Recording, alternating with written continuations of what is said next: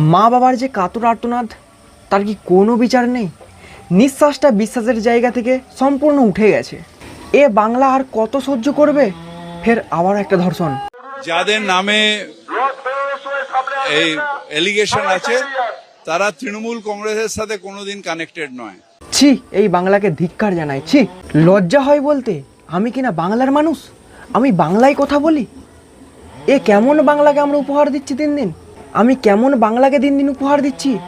যে বাংলায় মাকে মেয়েকে সম্মান করা হয় না, সে বাংলায় শিক্ষিত মানুষদের বেঁচে থেকে কি কোনো রকম লাভ আছে? No way connected. সমর্থক কিনা আমি বলতে পারবো না, তৃণমূল কংগ্রেসের সাথে কোনো সম্পর্ক নেই। এই বাংলার মানুষের কখনোই কংগ্রেসের প্রতি টান ছিল না, আর এনারা কিনা তৃণমূলকে বানিয়ে দিচ্ছে কংগ্রেস। আর কংগ্রেসও তো এরকমই ছিল ভাই, তাই একসঙ্গে যোগ করলে দুটো চোরই হয়। কোনো সম্পর্ক নেই, তৃণমূল কংগ্রেসের সাথে কোনো সম্পর্ক নেই। আদর্শে যারা তৃণমূল কংগ্রেস করে তারা কোনোদিন অন্যায় করতে পারে না। আপনাদেরকে প্রমাণ দিতে হবে কি কতগুলো চুরি করেছেন আর কতগুলো ক্রাইম করেছেন এতদিনে? প্রমাণ যদি দিতে হয় তাহলে আমি কিন্তু মুখ খুললে আমার মুখ কিন্তু আর বন্ধ হবে না, ঠিক আছে? কথাগুলো বলবেন ভেবে চিনতে বলবেন। আমার মেয়ের মেধা থাকা সত্ত্বেও আমরা কিচ্ছু করতে পারিনি, তার কাজের জায়গায় তাকে ধর্ষিত হতে হয়। প্রতিবাদের ভাষাটা কিন্তু আজও মানুষের মুখ থেকে হারিয়ে যায়নি। আপনারাই আন্দোলন করছেন, আপনারাই ধর্মের বিরোধ দেখাচ্ছেন।